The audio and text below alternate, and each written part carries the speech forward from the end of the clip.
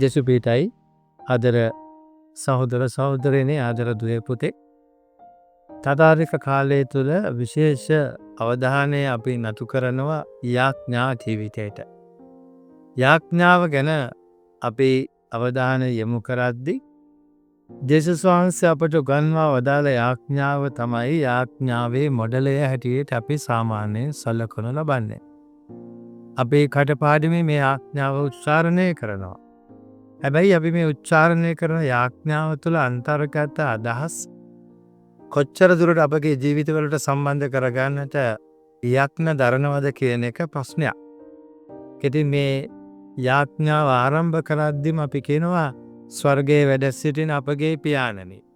අපි ඇයි අපගේ පියාණනි කියලා කියන්නේ? අපගේ පියාණනි කියලා කියන්නට නම් අපි සියලු දෙනාම එක තාත්තගේ දරුවෝ වෙන්නට ඕන. සම්බන්ධතාවය ගැන කතා කරනවා. එකම තාත්තගේ දරුවෝ. දේව දරුවෝ කියලා කියන්නේ ඒකයි. අප අතරේ විවිධ ප්‍රශ්න තියෙන්නට බෑ. අපි හරියට කතා කළොත්.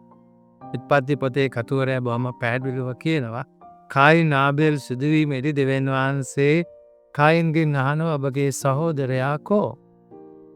කායින් උත්තර දෙනවා මම මාගේ සහෝදරයාගේ රැකවලාද දෙවියන් වහන්සේ ඒ සහෝදර බැම්ම ගැන කතා කරනවා. ඉතින් අපි සියලු දෙනාම එක් එක්කෙනාට සහයෝගය දක්වමින් උදව් උපකාර කරමින් ජීවත් වන්නට අධිෂ්ඨාන කරගන්න ඕන.